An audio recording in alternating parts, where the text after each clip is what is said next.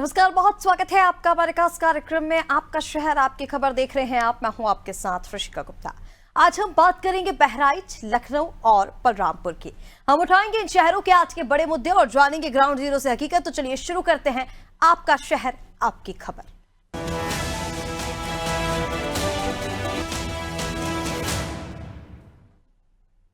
और चलिए सबसे पहले बात करेंगे बहराइच की, जहां जंगली जानवर की दहशत में लोगों में डर का माहौल है।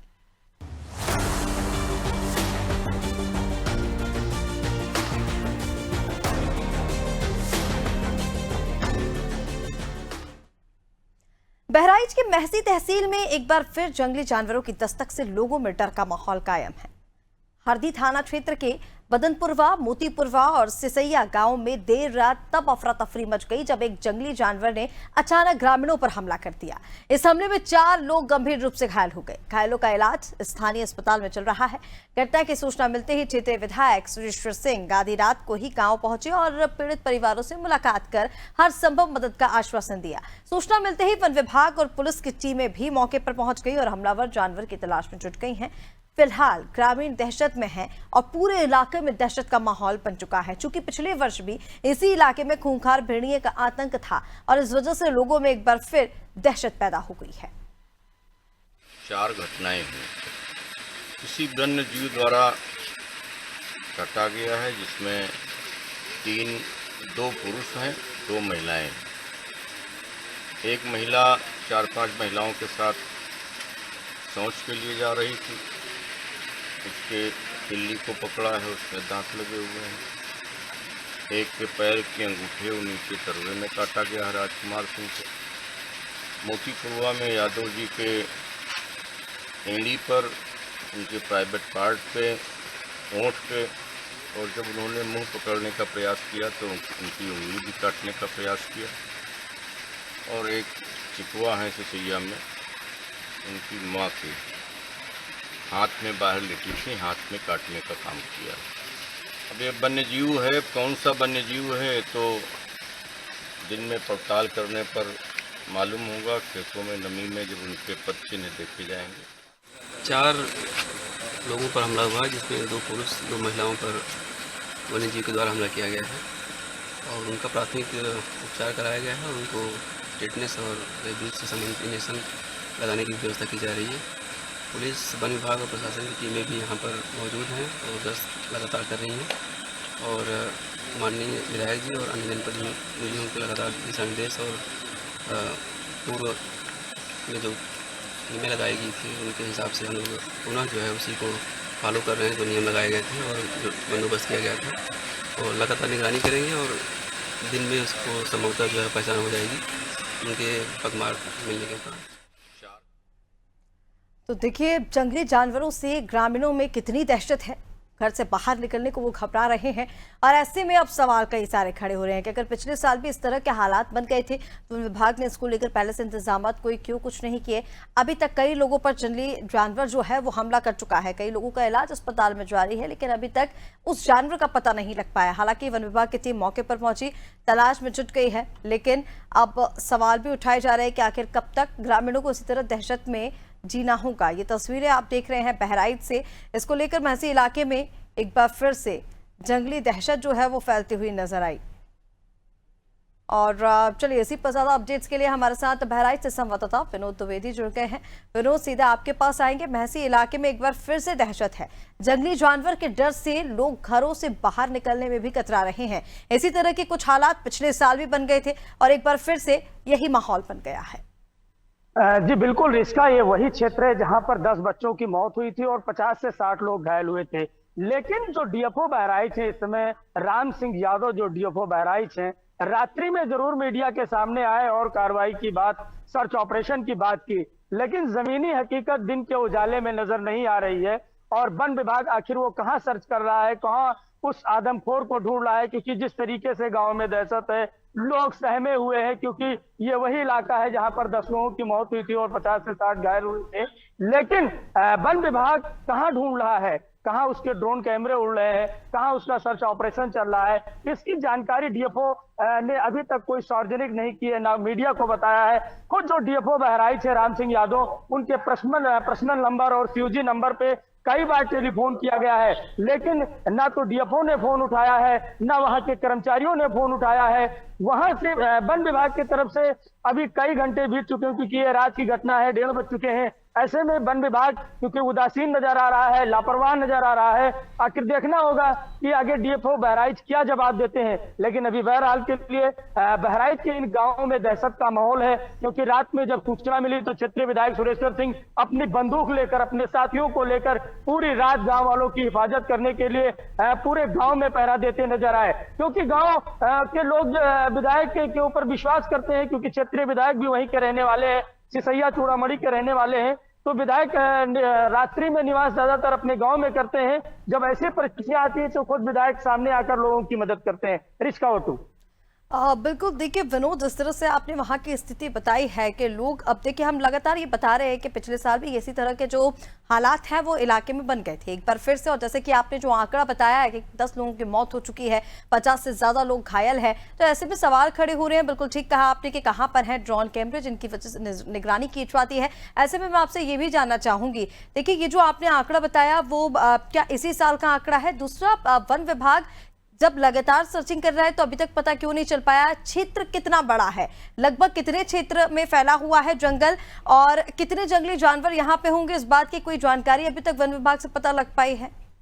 बिल्कुल रिश्का, जो कि नदी का कछार इलाका पड़ता है, बगल की जो जिला है वो सीतापुर है, तो नदियों का कछार है और नदियों में इस वक्त पानी है। किसानों ने गन्ने की फसल लगा रखी है, लेकिन सबसे बड़ा सवाल वन विभाग के ऊपर खड़ा हो रहा है, क्योंकि डीएफओ को पूरी जानकारी थी, क्योंकि बहराइच में पिछले वर्ष जिस तरीके से ये बड़ी घटनाएं घटी, 10 लोगों की मौत हुई और 50 से 60 लोग घायल हुए। खुद उत्तर प्रदेश के मुख्यमंत्री योगी आदित्यनाथ ने आकर खुद क्षेत्रीय लोगों को जो पीड़ित थे उनको सहायता राशि पहुंचाए, कार्रवाई की बात की।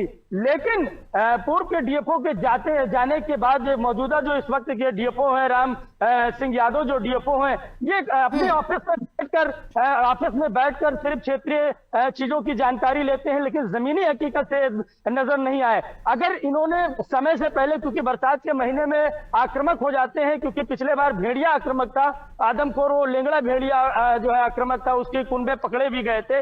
लेकिन इस बार वन विभाग ने पूरी उदासीनता दिखाई, लापरवाही बरती। वन विभाग की तरफ से कोई तैयारी नहीं की गई कि आखिर हिंसक जानवर कहाँ से आते हैं, कौन ये जानवर है। बिल्कुल विनोद, ऐसे में इस बार कितनी घटनाएं इसके सामने आ चुकी है, कितने लोग घायल हो चुके हैं? जो आंकड़ा आपने बताया, जैसे कि आपने कहा कि ये पिछले वर्ष का है, इस बार की अगर हम बात करें तो कितनी घटनाएं अभी तक हो चुकी है? और जैसे कि आपने बताया कि जो क्षेत्रीय विधायक है वो मौके पर मौजूद थे, वन विभाग का जो अमला है वो उस समय मौके पर मौजूद रहा और ये कहा गया, आश्वासन दिया गया कि जल्द ही उस जानवर को ढूंढा जाएगा। अब ऐसे में इसको लेकर क्या रणनीति तैयार की गई है, किस फॉर्मेट पर आगे काम किया जा रहा है, और इस बार कितनी घटनाएं सामने आई हैं अभी तक? बिल्कुल इसका अभी अगर बात की जाए, महासी इलाके की बात की जाए, तो डॉग एनिमल्स की बड़ी घटनाएं हो रही थी। तो ये क्योंकि रात के अंधेरे में घटनाएं हो जाती हैं, तो गांव वाले ये कंफ्यूज हो जाते हैं, बता पाने में असमर्थ नजर आ रहे हैं कि रात में आखिर ये घटनाएं, क्योंकि छुटपुट अगर घटनाएं की बात की जाए तो लगभग 1 दर्जन ऐसी घटनाएं पूरे महसी में हुई। उन घटनाओं का अभी कोई खुलासा नहीं हो पाया कि आखिर वो कौन से जीव थे, क्योंकि जब लोग शौच के लिए घर से निकलते हैं, सुबह के समय निकलते हैं या शाम के समय जब महिलाएं या पुरुष निकलते हैं, बच्चे निकलते हैं, उसी समय ये जो जानवर होते हैं, क्योंकि ज्यादातर ये जो जानवर है वो वृद्ध और बच्चों को ही निशाना बनाते हैं। तो सबसे बड़ा जो सवाल है, क्योंकि वन विभाग ने जो मॉनिटरिंग करना चाहिए, समय से पहले मॉनिटरिंग करना चाहिए कि ये कौन से जानवर हैं, तो कुल मिलाकर वन विभाग बहराइच का फेल नजर आ रहा है। यहाँ के जो डीएफओ है, उनका जो पूरा स्टाफ है, वो ऑफिसों में बैठकर काम कर रहा है, लेकिन जमीन पर अगर कोई नजर आ रहा है तो क्षेत्रीय विधायक सुरेश्वर सिंह नजर आ रहे हैं, उनकी टीम नजर आ रही है। लेकिन विधायक के साथ साथ जो क्षेत्रीय पुलिस है, जो एसपी ग्रामीण है डीपी तिवारी भी रात में कैमरे पर नजर आए और बाकायदा उन्होंने जो क्षेत्रीय थाना अध्यक्ष है, बौड़ी की जो थाना हद्दी के जो थाना अध्यक्ष है, उनको निर्देशित किया कि आप बाकायदा पुलिस की पिकेट बढ़ाई है, पुलिस का क्षेत्रीय भ्रमण बढ़ाई है। तो पुलिस जरूर नजर, ये दिन के उजाले में पुलिस नजर आ रही है, लेकिन वन विभाग इस वक्त नजर नहीं आ रहा है। बिल्कुल विनोद, और देखिए जैसा कि आपने कहा कि क्षेत्रीय विधायक जो है, पुलिस जो है वो लगातार इलाके में नजर आ रही है, लेकिन वन विभाग मौके से गायब है। अब ऐसे में वन विभाग की तरफ से, जैसे जिस तरह से आप डीएफओ के बारे में बता रहे थे, उनकी तरफ से क्या कुछ कहा गया है? क्योंकि आश्वासन देखिए पहले दिया गया, लेकिन उसके बाद अगर कोई काम नहीं किया जा रहा है तो यहाँ पर सिर्फ शासन प्रशासन फेल ही नहीं, ये बड़ी लापरवाही है, लोगों की जान के साथ खिलवाड़ किया जा रहा है। जी बिल्कुल, इसका तो जवाब जरूर देना पड़ेगा, क्योंकि जो वन मंत्री अरुण सक्सेना भी, वो भी बहराइच का दौरा कर चुके हैं और इस क्षेत्र के बारे में चाहे मुख्यमंत्री हो या वन मंत्री हो, सबको बाकायदा इसकी जानकारी थी, क्योंकि ये मासी का इलाका, ये कछार का इलाका, घाघरा और सीतापुर का ये क्षेत्र पड़ता है और इस क्षेत्र में हिंसक जानवर आ जाते हैं, क्योंकि कुछ वन क्षेत्र भी पड़ता है। तो सबसे बड़ा सवाल यही खड़ा होता है कि जिस तरीके से पुलिस मुस्तैद होकर काम कर रही है, क्षेत्रीय विधायक काम कर रहे हैं, तो आखिर वन विभाग इतनी लापरवाही क्यों कर रहा है? क्योंकि पिछले बार वन विभाग ने पिछले बार का भी आंकड़ा नहीं जारी किया कि करोड़ों रुपए आखिर वन विभाग ने खर्च किए, कितना पैसा खर्च किया गया, और वो जो भेड़िए पकड़े गए उनको कहाँ लेकर गए, या उनको फिर इस क्षेत्र में छोड़ दिया गया? अभी इसकी जानकारी ना तो वन विभाग के डीएफओ ने बताया, ना वन मंत्री ने बहराइच में इसकी जानकारी दी। देखिए इस चीज की तो कोई जानकारी नहीं दी गई कि कितनी घटनाएं सामने आई हैं, जैसे कि आप लगातार बता रहे हैं कि पिछली बार भी बातचीत हुई, इस बार भी बातचीत हो रही, लेकिन अभी तक कोई जानकारी साझा नहीं की गई। ऐसे में जैसे कि आपने बताया कि पिछली बार इतनी घटनाएं हो चुकी हैं, क्योंकि 50 से ज्यादा घटनाएं होना ये बहुत बड़ी बात है, एक बड़ा आंकड़ा है, 10 मौतें हो चुकी हैं। ऐसे में जब मुख्यमंत्री वहां पर दौरे पर गए, उन्होंने निरीक्षण किया, लोगों से बातचीत की, तो क्या इन तमाम चीजों को लेकर लोगों को किसी तरह की कोई राहत भी दी जा रही है, कोई राशि का वितरण भी किया जा रहा है? क्या पिछली बार जो घटनाएं हुई और इस बार जो घटनाएं लगातार सामने आ रही है उस पर क्या कुछ कहना है? बिल्कुल रिस्क है, क्योंकि पिछले बार के भी आंकड़ों पे जो राशि दी गई या नहीं दी गई, अभी भी वन विभाग द्वारा कोई जानकारी मीडिया को नहीं दिया गया। मीडिया ने कई सवाल किया, डीएफओ से सवाल किया, लेकिन डीएफओ कार्रवाई की बात कहते रहे कि शासन को लिखा पढ़ी की गई है, शासन को भेजा गया है, लेकिन जमीनी हकीकत पे अभी कोई राशि नहीं दी गई है। जो इंजर्ड हुए हैं, अभी तो हाल ही में जो इंजर्ड हुए हैं उनका उपचार चल रहा है, मेडिकल में उपचार चल रहा है, विधायक की देखरेख में उपचार चल रहा है, लेकिन वन विभाग पूर्ण रूप से बहराइच में फेल नजर आ रहा है। वन विभाग की सबसे बड़ी कमी यह है कि वो मीडिया कर्मी जब फोन करते हैं तो ना तो वो फोन उठाते हैं, ना कोई जवाब देते हैं। बिल्कुल, देखिए लगातार हम बता भी रहे हैं विनोद की ये तो लापरवाही है, जैसा कि आप बता रहे हैं कि वन विभाग पूरी तरह से फेल है, तो ये सिर्फ फेल नहीं है विभाग, ये बहुत बड़ी लापरवाही है, लोगों की जान के साथ खिलवाड़ किया जा रहा है, लेकिन विभाग के अधिकारियों को इस चीज का अंदाजा तक नहीं कि क्या कुछ घटनाएं उनके साथ वहां पर घट रही हैं। ऐसे में जैसे कि आपने बताया कि क्षेत्रीय विधायक वहां पर मौजूद है, पुलिस वहां पर मौजूद है, लेकिन जो काम है वो वन विभाग का ही है, उन्हीं की तरफ से मॉनिटरिंग कर जंगली जानवर को पकड़ा जाएगा, आगे की रिपोर्टें जो है वो साझा की जाएंगी। ऐसे में उच्च अधिकारियों का क्या कुछ कहना है? क्या इससे ऊपर लेवल पर भी कोई आपकी बातचीत हुई अधिकारियों से, या फिर जैसे कि आपने बताया कि पिछली बार तो मुख्यमंत्री ने संज्ञान लिया था, इस बार मुख्यमंत्री की ओर से, उप मुख्यमंत्री की ओर से क्या कुछ अभी तक इस मामले पर कहना सामने आया है? बिल्कुल रिस्क है, क्योंकि आज की घटना काफी बड़ी घटना थी और क्योंकि क्षेत्रीय विधायक खुद बंदूक लेकर निकले हैं, क्योंकि अभी इसकी जानकारी जरूर वन विभाग के उच्च अधिकारियों को है, प्रमुख सचिव स्तर को जरूर डीएफओ ने ब्रीफ किया होगा, बताया होगा, लेकिन फौरी तौर पे मीडिया को अभी बहराइच में किसी प्रकार की कोई जानकारी नहीं दी गई है। अब शाम के समय क्या निकल कर आता है, देर रात क्या निकल कर आता है, अभी कुछ बता पाना नामुमकिन है, लेकिन फौरी तौर पे जो ये क्षेत्रीय विधायक हैं वो एक्टिव है, वन विभाग फेल है, जिलाधिकारी एक्टिव है, पुलिस यहाँ की एक्टिव है, लेकिन जिनको काम करना है, जिनकी जवाबदेही तय होती है, जिनको जानकारी है कि कैसे आदमखोरों को पकड़ा जाएगा, वो फेल नजर आ रहे हैं।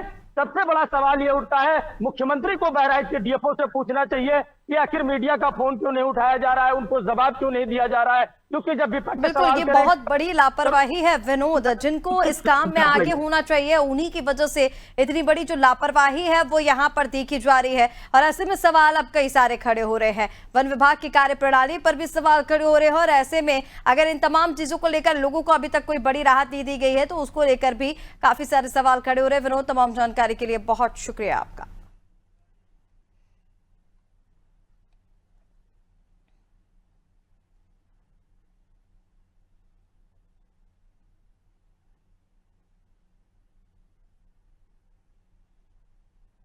और देखिए जिस तरह से हमने देखा कि बहराइच में आदमखोर भेड़िए ने किस तरह से आतंक मचाया हुआ है और लगातार इसको लेकर लापरवाही जो है वो देखने को मिल रही है। और चलिए अब बुलेटिन में बढ़ लेते हैं आगे और बात करेंगे राजधानी लखनऊ की, जहां पर ग्लूकोज फैक्ट्री के प्रदूषण से रहवासी परेशान हो चुके हैं।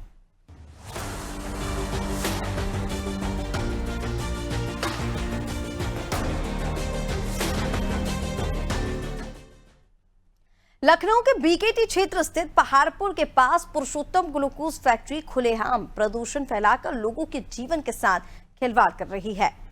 फैक्ट्री से निकलने वाला दूषित जल और वायु प्रदूषण ग्रामीणों के लिए गंभीर समस्या बन गया है।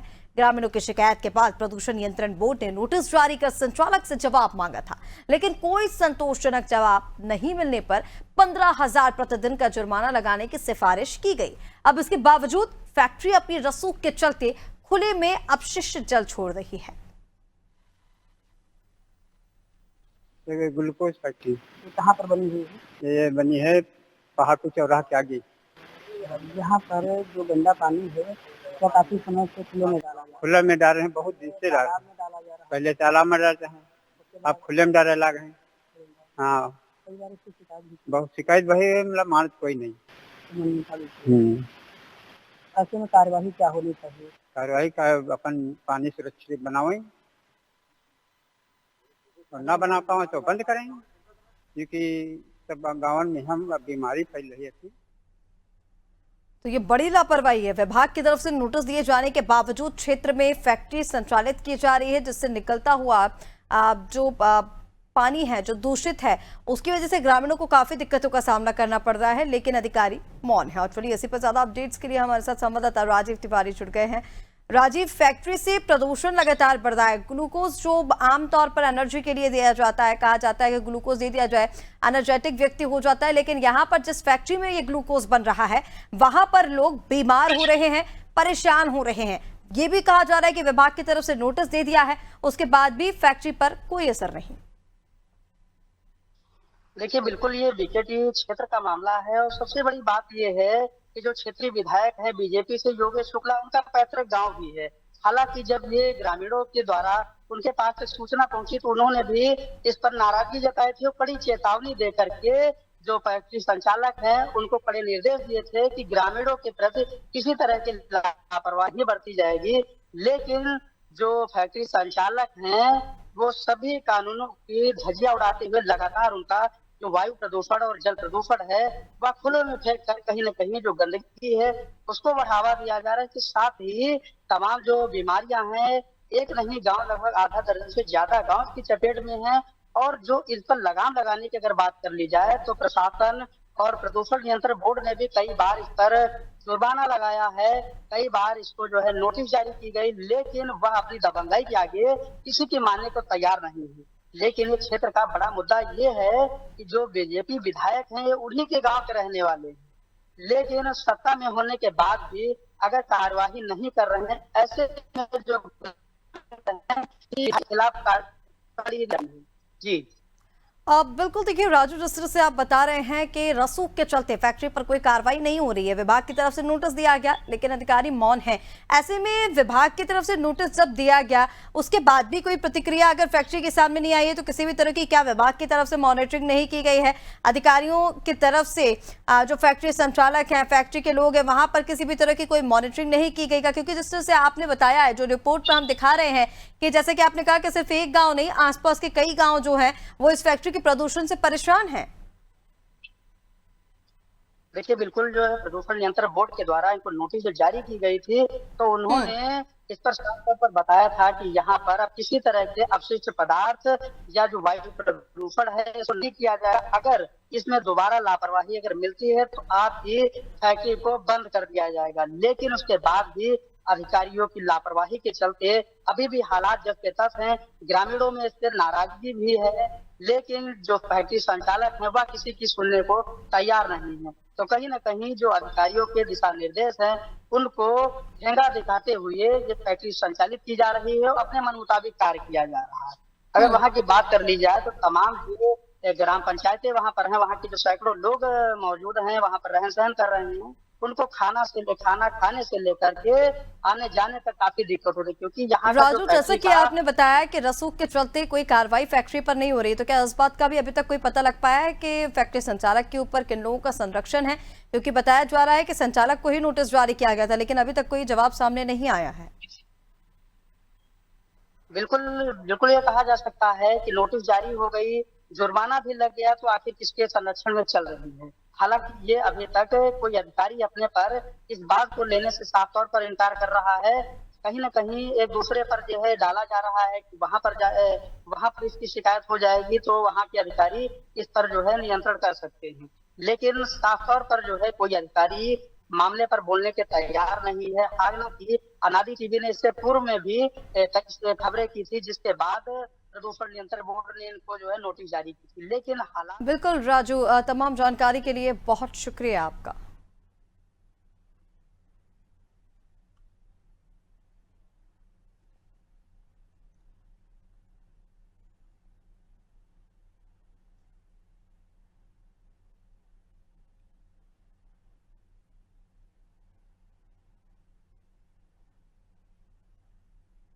और चलिए आगे बढ़ेंगे और अब बात करेंगे छत्तीसगढ़ के बलरामपुर की, जहां किसानों को खाद वितरण के दौरान लाठियां मिली।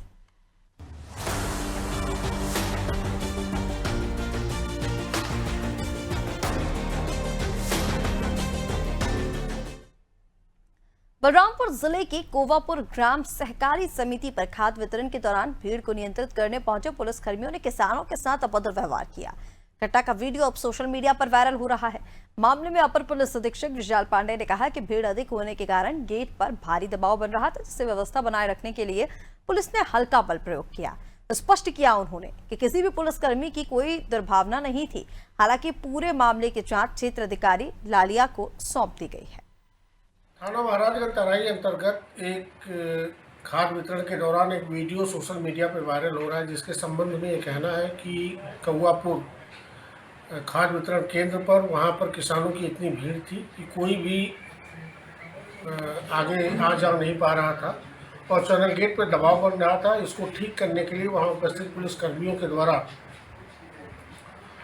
सख्ती की गई और सख्ती के पश्चात किसी तरह लाइन बनवाया गया, जिससे पूरी व्यवस्था सुगमतापूर्वक चल सके। इसमें किसी भी पुलिसकर्मी का कोई बैड इंटेंशन नहीं है, फिर भी प्रकरण की जांच क्षेत्राधिकारी ललिया को दी गई। तो देखिए, समस्या ऐसी है जिन पर तुरंत संज्ञान लेना चाहिए, कार्रवाई होनी चाहिए। उत्तर प्रदेश का बहराइच, जहां पर आदमखोर भेड़िए का आतंक लगातार लोगों को परेशान कर रहा है। लोग दहशत में है, घर से नहीं निकल पा रहे, लेकिन यहां पर वन विभाग की उदासीनता देखी गई। इसके बाद राजधानी लखनऊ के बीकेटी क्षेत्र की बात करें, जहां पर ग्लूकोज फैक्ट्री की वजह से प्रदूषण फैल रहा है। आसपास के गाँव परेशान है, कई ग्रामीण इससे परेशान हैं, लेकिन यहां पर भी फैक्ट्री के रसूख के चलते, संचालकों के रसूख के चलते कोई कार्रवाई नहीं हो रही। अधिकारी कुछ भी बोलते से बचते नजर आ रहे हैं। तो वहीं ये बलरामपुर की तस्वीर आप देख रहे हैं। किसानों ने आरोप लगाए पुलिस ने अभद्रता की। हालांकि पुलिस अधीक्षक का यह कहना है कि अभद्रता नहीं की, व्यवस्था बनाए रखने के लिए हल्का सा बल प्रयोग किया गया था। हालांकि जो दो समस्याएं हैं वो ऐसी हैं जिन पर जल्द से जल्द संज्ञान लेना चाहिए और जल्द कार्रवाई होना बेहद जरूरी है। फिलहाल के लिए हमारे इसका कार्यक्रम आपका शहर, आपकी खबर में इतना ही। आप बने रहिए अनादि टीवी के साथ। नमस्कार।